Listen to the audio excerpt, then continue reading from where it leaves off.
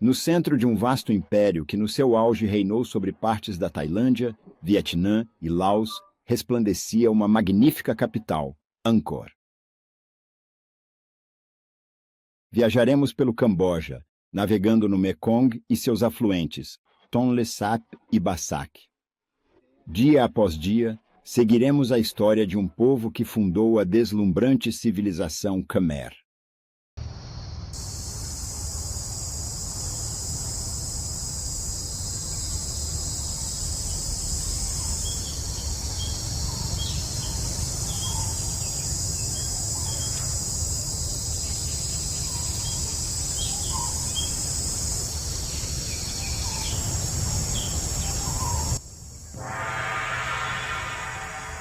Jayavarman II, o fundador de Angkor, que se intitulou Devaraja, Rei Deus, dominou um território que incluía Champa, a terra do cardamomo e mangas, provavelmente Sião, estendendo-se ao oceano e à China. Estamos no início do século IX e o Império Khmer já é muito poderoso. Jayavarman II e seus sucessores construirão uma vasta capital, única, com mais de 400 quilômetros quadrados e centenas de templos, dos quais Angkor Wat é o maior símbolo.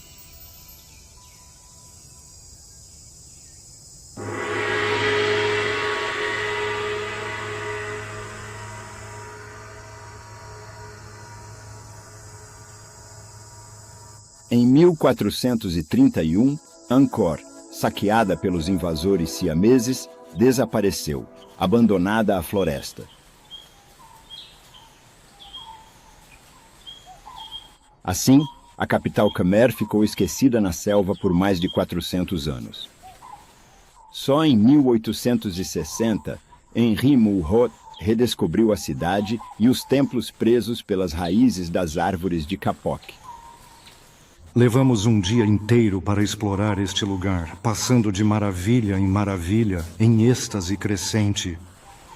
Ah, se eu fosse agraciado com a pena de um Chateaubriand, ou de um Lamartine, ou com o pincel de um Claude Lorrain, para assim transmitir aos amantes da arte o quão belas e grandiosas são estas ruínas talvez únicas, os últimos vestígios de um povo que já não existe e cujo próprio nome, tal como o dos grandes homens, artistas e soberanos que o tornaram famoso, provavelmente ficará enterrado sob o pó e os escombros. Felizmente, desde a viagem de Henry Mulhot, historiadores e arqueólogos nos deram uma melhor ideia de como funcionava a capital Khmer. A civilização Khmer, de acordo com seus registros históricos escritos, teve seu início no século VI. No campo da arquitetura religiosa, bem como no campo da arte religiosa. E também no campo da epigrafia. Foi durante o século IX que o genuíno Império Khmer, com uma estrutura centralizada, emergiu, justamente no começo desse século, tendo a região de Angkor como seu ponto geográfico principal.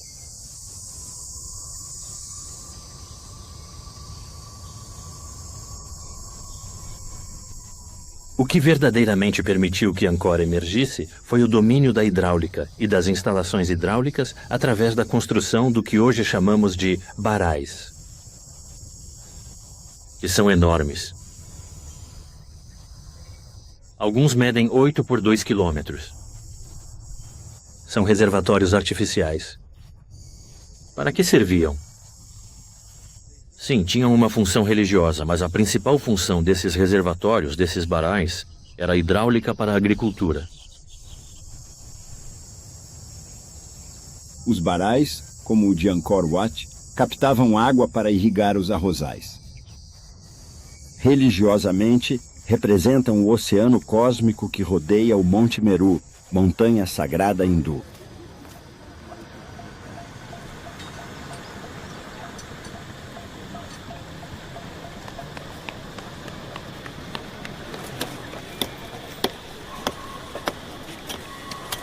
Angkor Wat. Só pode ter sido projetado por uma única pessoa. É tudo muito homogêneo. É tudo muito harmonioso. Angkor Wat é o classicismo em sua forma mais pura. De acordo com as leis da cosmologia hindu, a torre central do santuário, com 60 metros de altura, representa o Monte Meru, eixo do mundo e morada dos deuses. Angkor Wat, nome moderno, é mosteiro capital. Na verdade, o rei Suryavarman II, um hindu praticante, o havia nomeado Vishnuloka, ou seja, o mundo de Vishnu.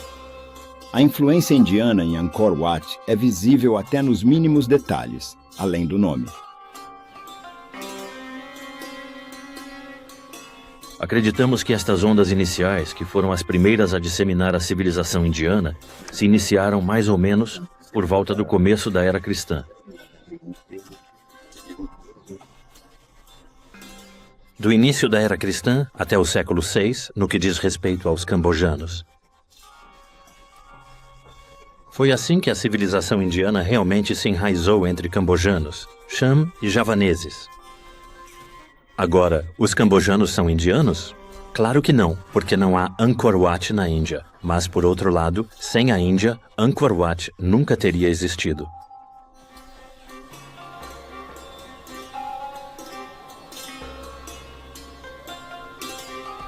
Angkor Thom, capital fundada pelo rei Jayavarman VII, foi erguida poucas décadas após Angkor Wat.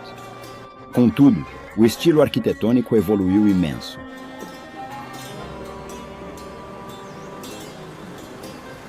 Dezenas de gigantes e achás, divindades da Índia antiga, carregam uma naga de 7 cabeças, símbolo dos espíritos da água, levando a um portão monumental.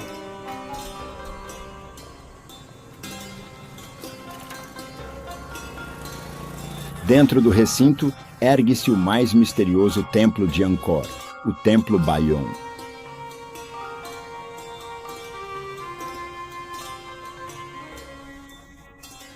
O Templo Bayon é o oposto de Angkor Wat.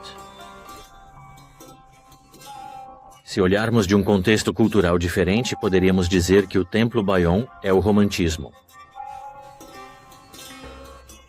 De certa forma, é mais vivo que Angkor Wat, já que o Bayon retrata cenas da vida cotidiana.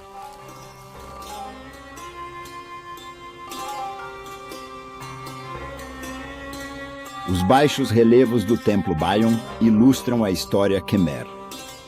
Com a precisão de naturalistas, os escultores criaram painéis que retratam uma grande variedade de peixes, florestas inundadas e animais, uma riqueza de detalhes que nos remete às paisagens do lago Tonle Sap.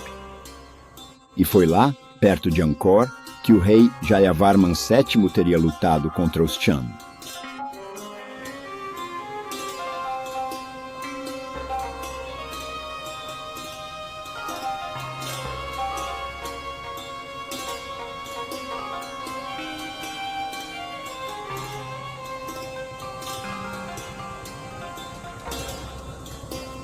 Ao longo da história, o Império Khmer adotou influências religiosas.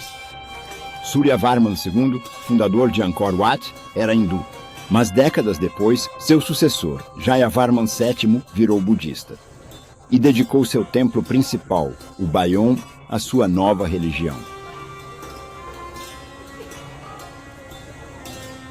Muitos monges peregrinam a esta montanha de pedra com esculturas gigantes. Mas quando oram diante desses rostos misteriosos a quem estão honrando, Jayavarman VII ou Buda?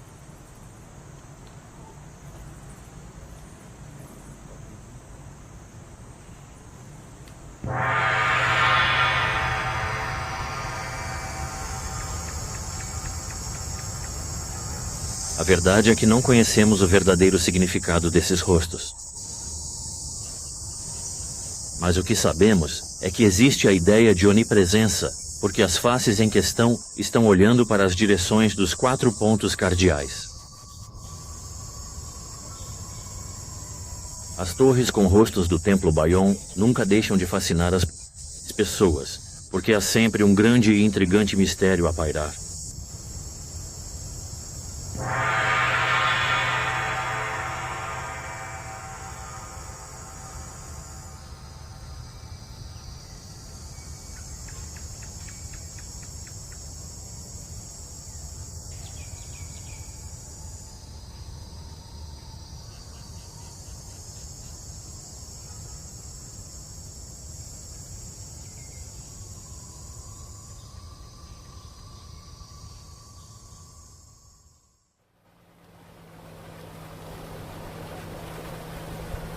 A poucos quilômetros ao sul de Angkor, entramos no lago Tonle Sap. É a estação de águas baixas. O vasto lago dos baixos relevos do Templo Bayon recuou vários quilômetros, virando manguezal. Apenas alguns lagos lamacentos ainda são navegáveis. Em maio e junho, o lago que Henry Mulhot, descobridor de Angkor, chamou de Pequeno Mediterrâneo do Camboja, encolhe de 10.000 para apenas 3.000 quilômetros quadrados. O lago Tonle Sap é vital à economia do Camboja. Em julho, no fim da estação seca, as águas do Mekong sobem drasticamente e exercem pressão, ocorrendo um fenômeno notável.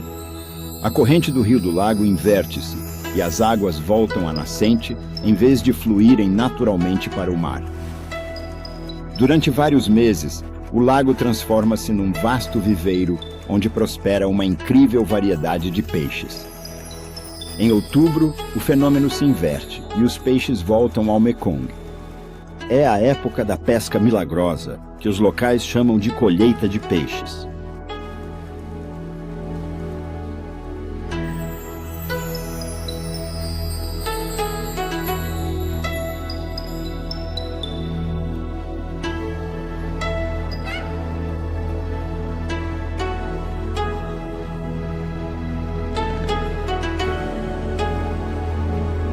Algumas empresas se estabeleceram no Tonle Sap.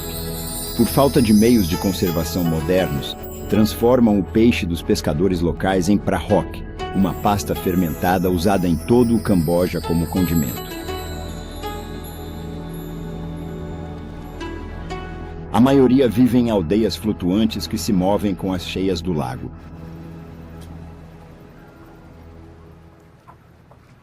Nem todos são pescadores, mas a vida no Tonle Sap não é tranquila para cambojanos e vietnamitas.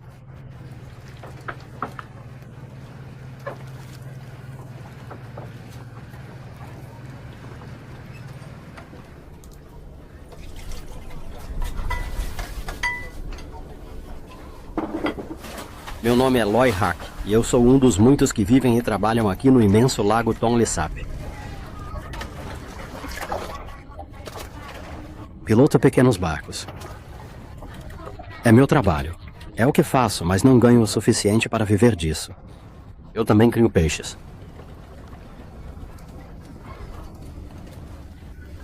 O que eu realmente deveria fazer é criar os alevinos sozinho, assim eu poderia criar muito mais. E ganhar mais.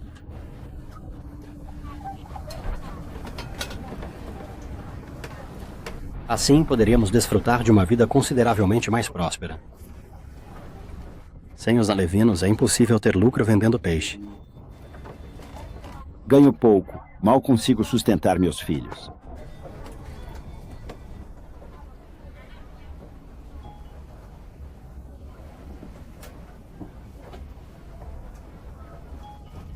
Não é fácil morar neste tipo de casa. Ela tem de ser totalmente reformada a cada 2 ou 3 anos. Senão logo fica inabitável. Mas você mal terminou, e já é necessário recomeçar. Este tipo de casa se degrada muito rapidamente. Não é como uma casa construída em terra seca. Aqui, há sempre o que arrumar.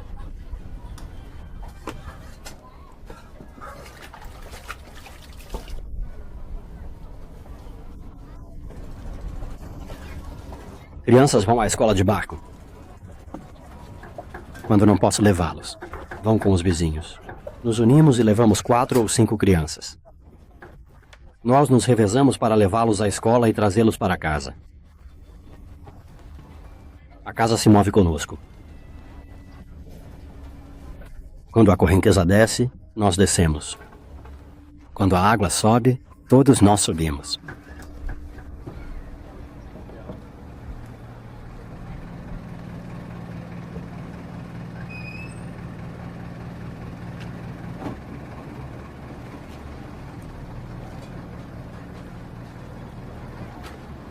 Um cheiro de peixe seco toma conta da vila. É o prahok.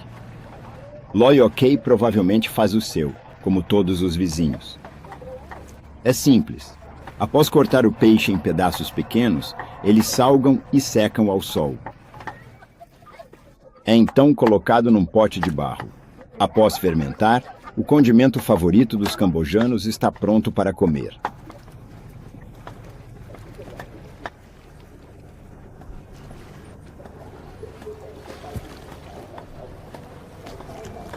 A vida pode ser difícil aqui no Tonle Sap, mas de verdade, não me arrependo de nada. Às vezes não se dorme devido ao vento. Se tivéssemos uma casa em terra firme, iríamos morar nela. Às vezes, quando o vento sopra à noite, temos que nos levantar com medo de que a casa se solte das amarras e fique à deriva. Então as amarras devem estar firmes. Se tivéssemos terra, nos mudaríamos. É preciso ser forte para viver aqui.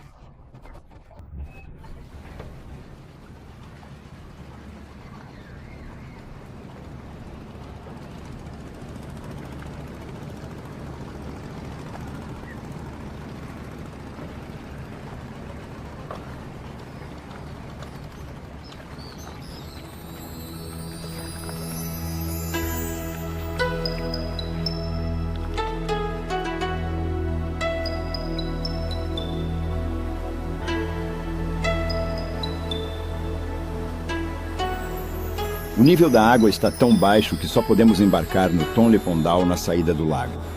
Este pequeno barco, rumo a Phnom Penh, é o único a navegar nos rios do Camboja.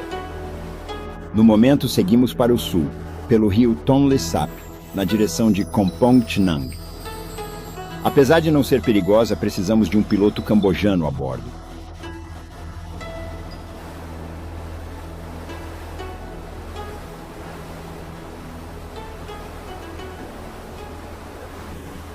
O período mais desafiador para a navegação, seja no Tonle Sap ou no rio Mekong, é sem dúvida quando o nível da água está a aumentar ou a diminuir.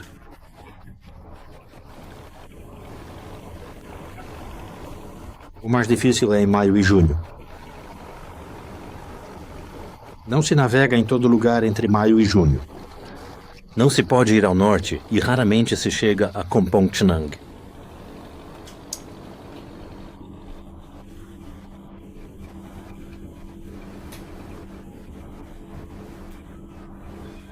Durante esse período, é impossível ir a Siem Reap. No resto do ano, conseguimos navegar por todo o Tonle Sap, assim como no Mekong. Só precisamos de 4 metros de água sob o casco e podemos ir até Siem Reap. Mas não é o caso agora. É a estação de pouca água, não há o suficiente.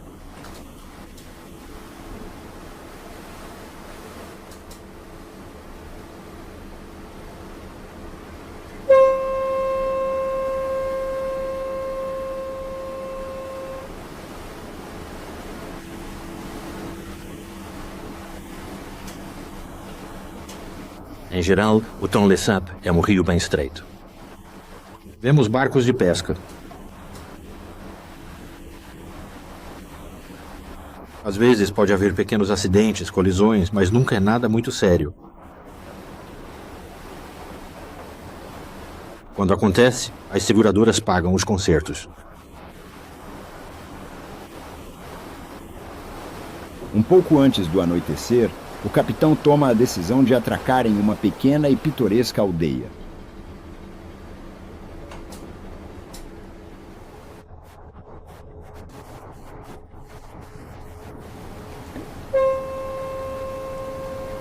Por um tempo, essa chegada não programada atrai os curiosos, mas logo eles retomam suas atividades e a aldeia volta à sua calma habitual.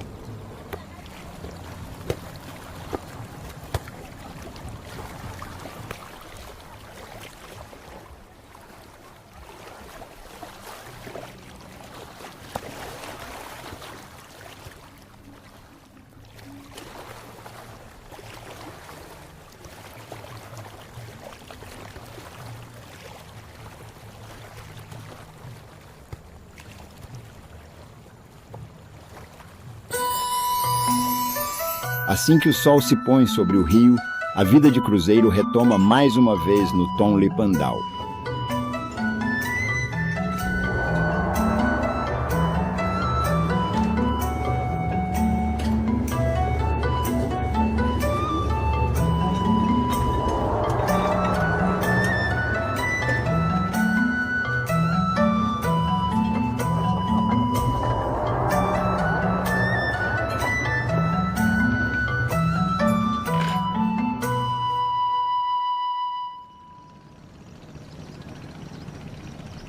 Continuamos nossa rota à noite e, ao amanhecer, ancoramos diante de Kompong Chnang.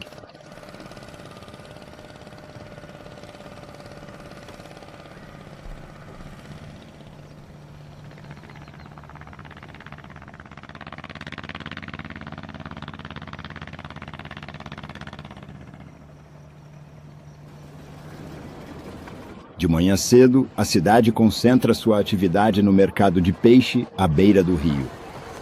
Os barcos descarregam a pesca noturna e os locais compram, vendem, negociam e brincam. Um ritual amigável, onde mulheres com o crama, o lenço xadrez, participam ativamente.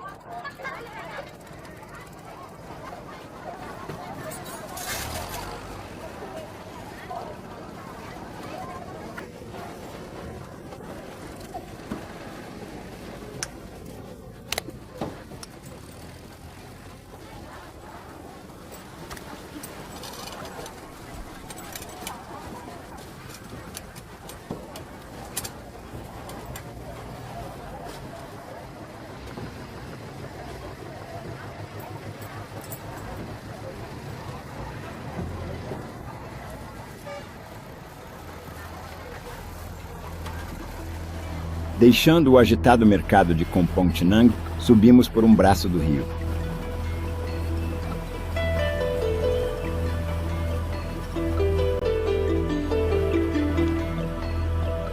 Finalmente, chegamos a um portão de bambu que parece marcar a entrada para uma espécie de lago interior.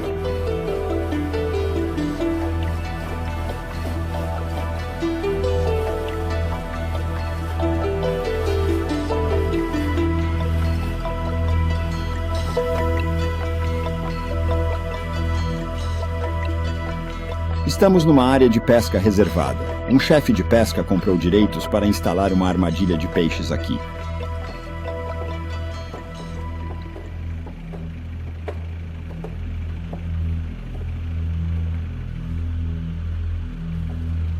Este daí, que se estende de uma margem à outra do rio, é um dos maiores da região. É uma verdadeira barragem, medindo centenas de metros.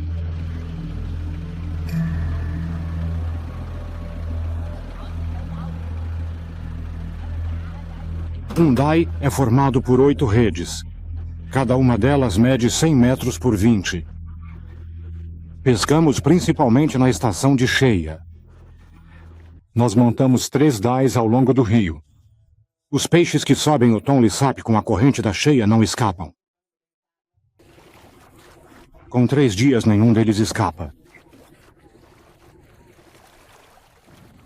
Cada vez que a puxamos, pegamos uma tonelada de peixe, 5, às vezes até 10 toneladas. Nós os separamos. Os maiores são reservados para exportação. Tentamos vender os menores imediatamente aqui na região. Ninguém mais tem permissão para montar um dai tão grande nesta área.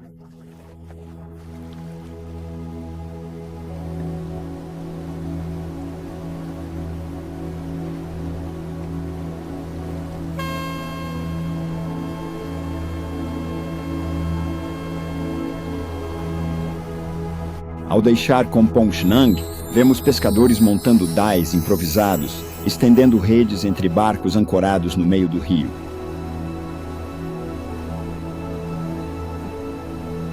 Continuamos nossa viagem no Tonle Sap e seguimos para nossa próxima parada, Kompong Chnang.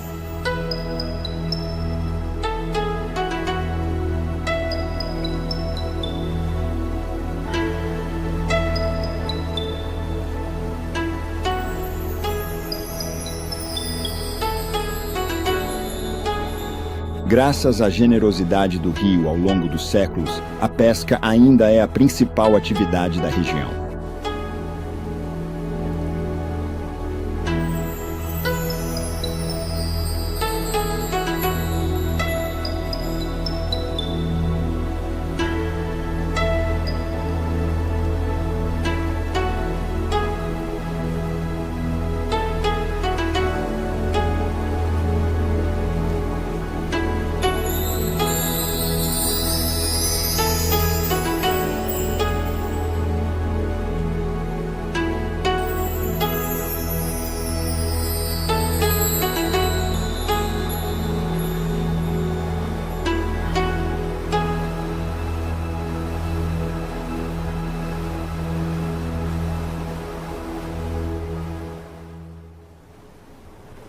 Durante a noite saímos do rio Tonle Sap.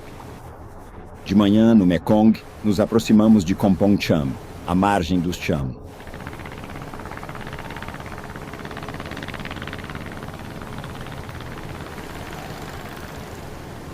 Por uma ironia da história, esta ponte sobre o Mekong, financiada pelos japoneses, fará de Kompong Cham e do Camboja o elo inevitável entre Saigon e Bangkok, capitais dos dois inimigos ancestrais dos Khmer, os vietnamitas e os tailandeses.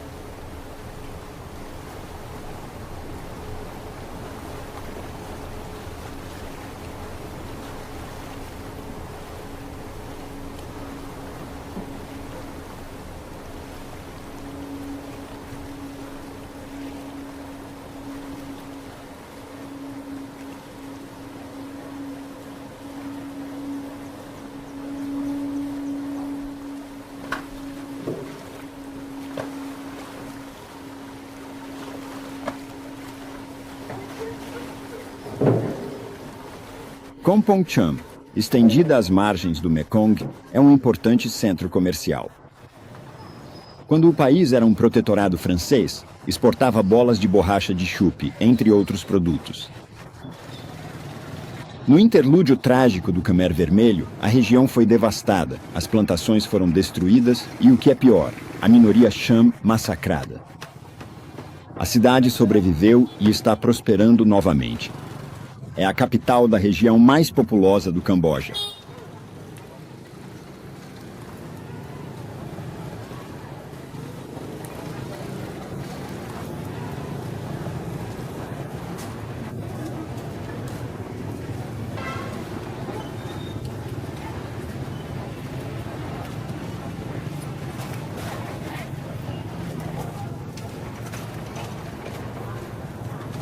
Diferente de Kompong Chnang, cuja economia gira em torno da pesca, Kompong Cham é mais voltada para a agricultura. Além das frutas vibrantes nas bancas do mercado, cultivam algodão, tabaco e, claro, arroz, que com o peixe são a base da dieta cambojana.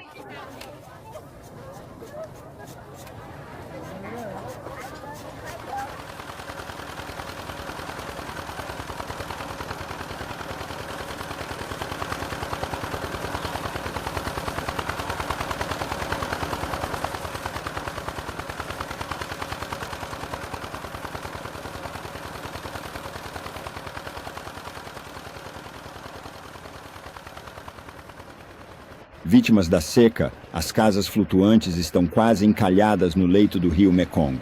Os pescadores desta região não usam diques, mas sim grandes redes em balanço que vieram da China. Descansam suspensas entre o céu e a terra como esqueletos de bambu, esperando a volta das águas da enchente.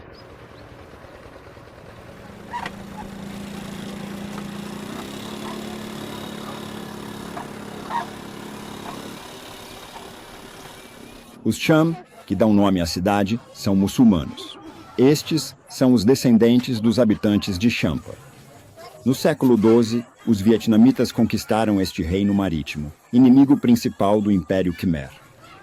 Muitos Cham, empurrados para o interior, se refugiaram no território Khmer. Por quase 8 séculos viveram em paz, mas o Khmer Vermelho assumiu em 1975. Na época, os Cham eram a maior minoria do Camboja. Pol Pot, desconfiado desses cambojanos cuja língua não entendia, massacrou-os aos milhares. O governo cambojano tenta reconquistar a confiança e ajuda os Cham a reconstruir mesquitas.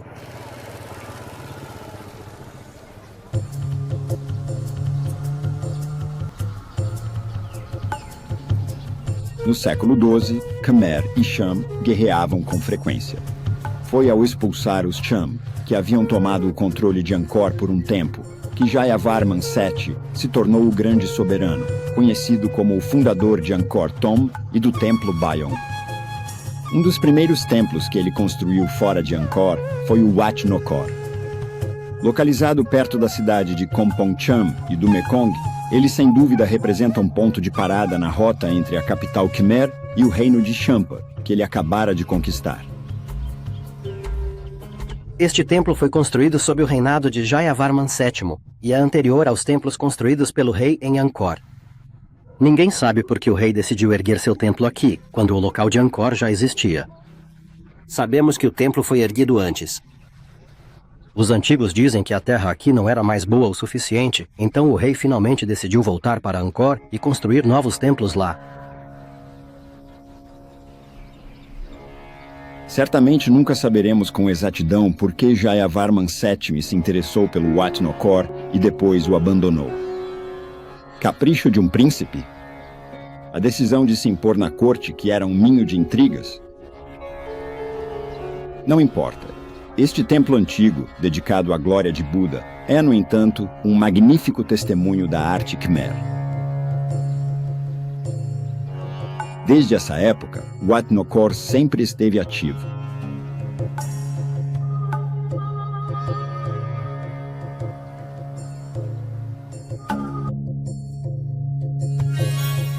Vários pagodes erguidos junto ao templo.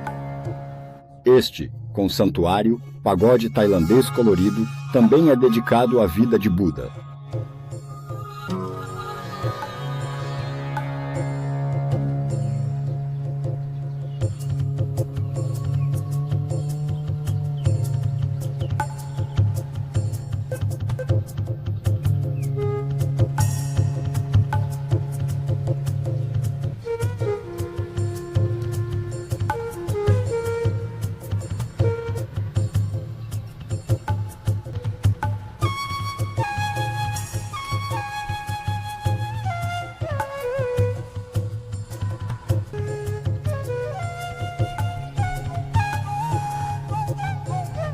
Assim como este Buda deitado de olhos fechados, esperando o Nirvana, a cidade de Kompong Cham, diante das águas desesperadamente baixas e calmas do Mekong, aguarda pacientemente o retorno da estação das cheias.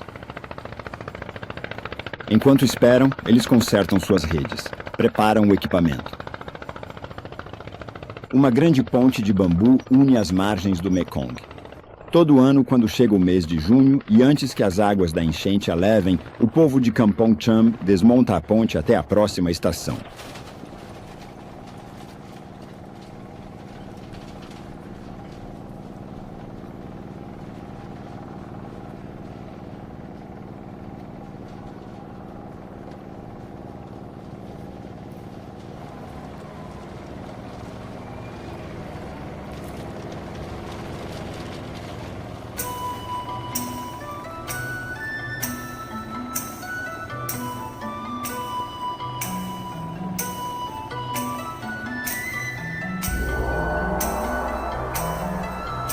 De novo partimos e estamos na rota.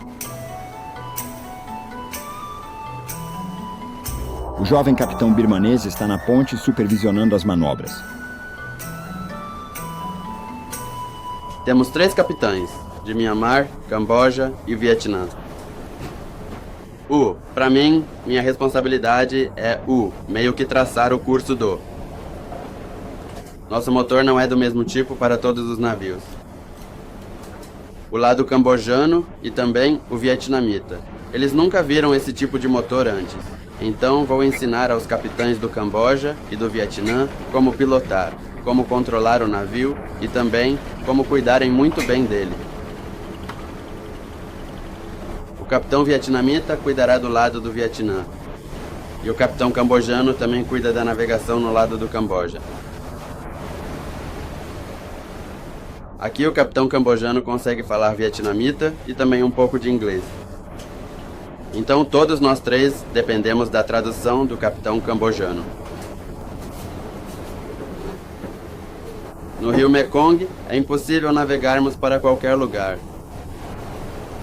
No Vietnã, a navegação é consideravelmente mais fácil do que no lado do Camboja, uma vez que existem numerosos bancos de areia que facilitam o percurso.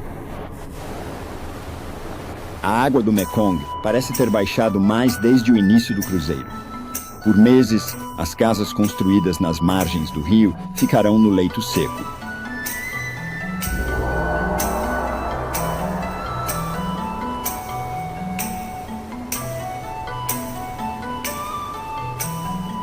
Antes de chegar a Phnom Penh, o capitão nos presenteia com uma parada surpresa no campo Khmer. Vai, vai, vai. Vai, vai, vai. Vai. Tem que sair da água. Você precisa sair da água imediatamente. É crucial que saia da água agora. O quê? O que você diz isso? Qual seria a razão por trás dessa afirmação?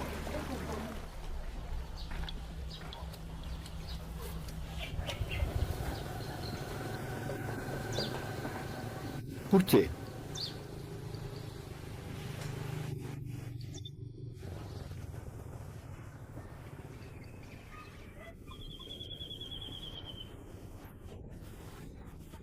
A paz e quietude desta aldeia quase nos fazem esquecer os anos de terror que assolaram o Camboja durante a ditadura do Khmer Vermelho. A suavidade dos rostos, a beleza dos sorrisos. Não há nada que os perturbe.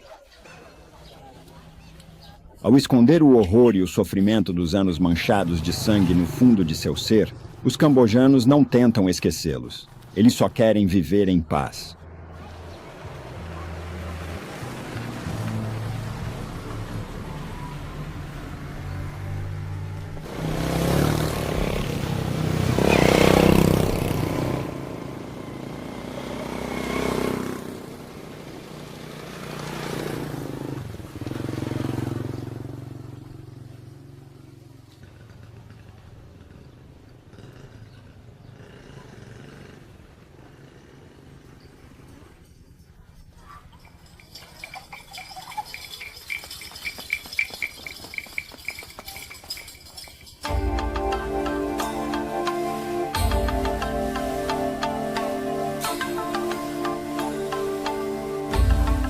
O Ton Lepondal desliza suavemente pelas águas do Mekong.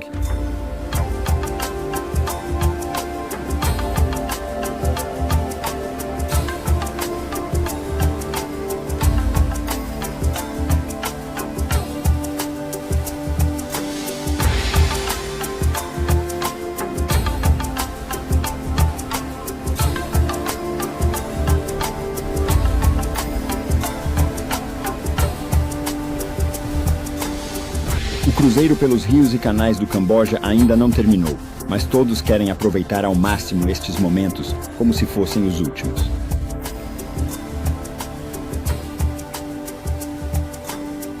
Último relaxamento no convés. Um último olhar às margens ensolaradas.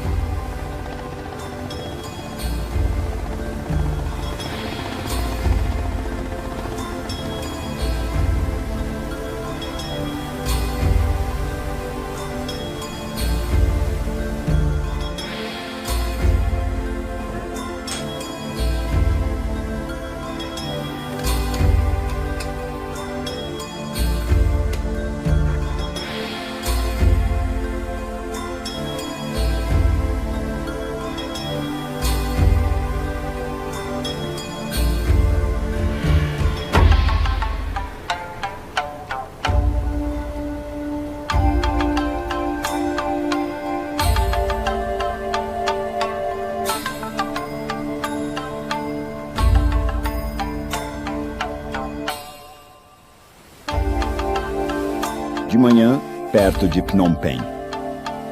Desde o início da viagem no Tonle Sap, percorremos quase 600 quilômetros pelos lagos e rios do Camboja.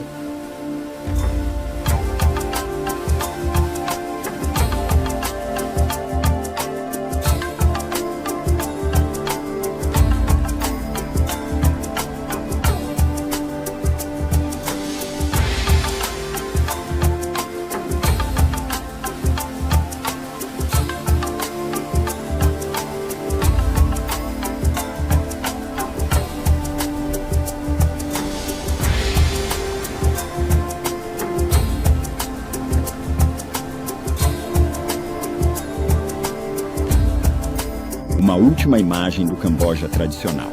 Ao avistarmos a capital, observamos pescadores atarefados em seus mergulhos.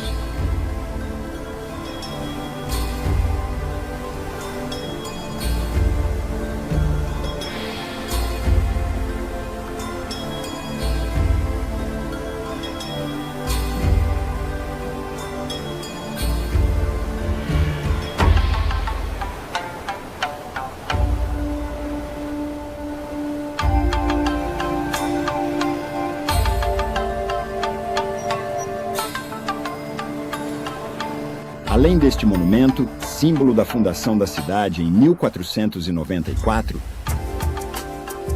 e o Palácio Real, construído em 1913, que se destaca no horizonte Phnom Penh, não tem muito a oferecer. Nada comparável à magnificência de Angkor, a capital antiga. O tesouro da cidade está noutro lugar, na sua posição estratégica na junção dos 4 principais rios do Camboja. Acredito que originalmente o símbolo principal da cidade era a própria confluência dos 4 braços fluviais. Em francês, 4 braços. Em cambojano, 4 faces. Essas 4 faces representam as faces do mundo, do cosmos.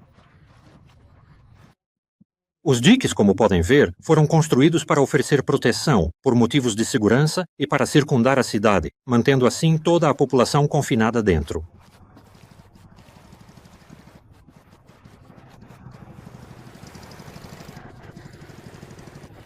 Foi apenas com a chegada dos franceses em 1863 que eles iniciaram a descentralização dos centros de atividade.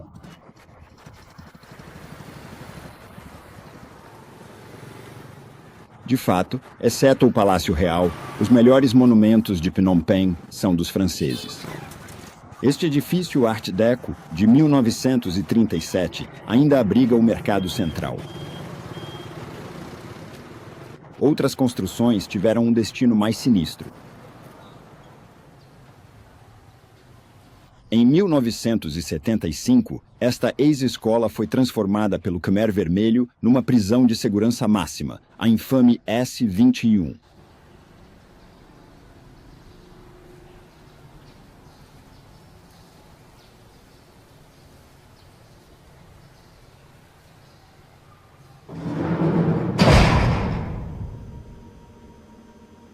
Nestes muros, agora um museu do genocídio, 20.000 cambojanos foram torturados de 1975 a 1979.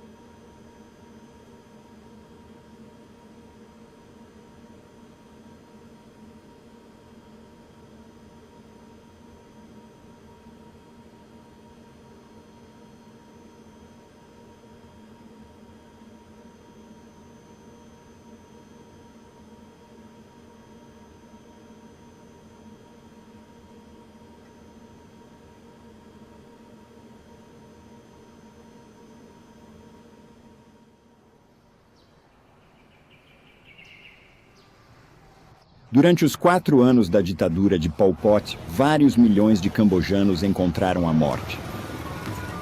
Como outras cidades cambojanas, Phnom Penh pagou alto preço por essa loucura destrutiva. Em 17 de abril de 1975, o Khmer Vermelho entrou na capital. Em 48 horas, esvaziaram a cidade de todos. Agora, os cambojanos passeiam nas margens do Tonle Sap. Compram aves para soltar, um símbolo da sua liberdade redescoberta, como que a refutar a antiga profecia. Na planície dos 4 braços, o sangue correrá tão fundo que alcançará a barriga de um elefante. Do povo Khmer, restará só um punhado de homens à sombra de uma figueira de bengala.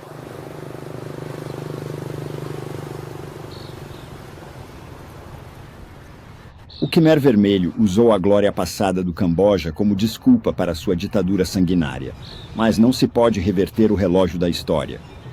1000 anos se passaram desde a era de ouro do Império Khmer e todo o brilho e ostentação dos palácios atuais não conseguem ofuscar o esplendor dos templos de Angkor.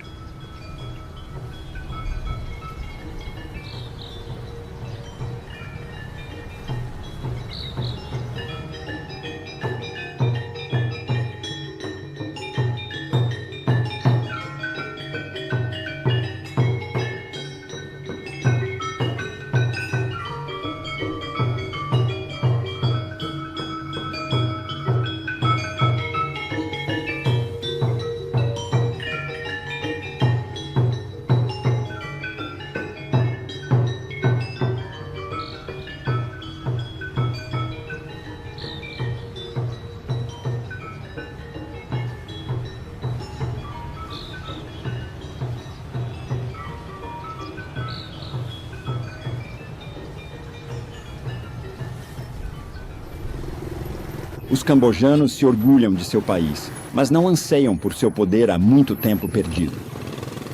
Agora, eles olham para o futuro, anseiam compensar os anos perdidos e esperam atingir o mesmo padrão de vida que seus vizinhos, os tailandeses.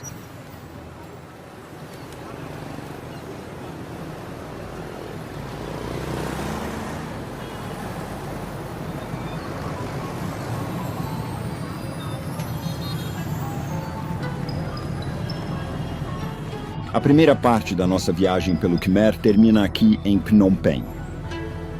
A próxima etapa da viagem nos levará pelo Vietnã para descobrir as províncias do sul do Império Khmer, o delta do Mekong e Saigon.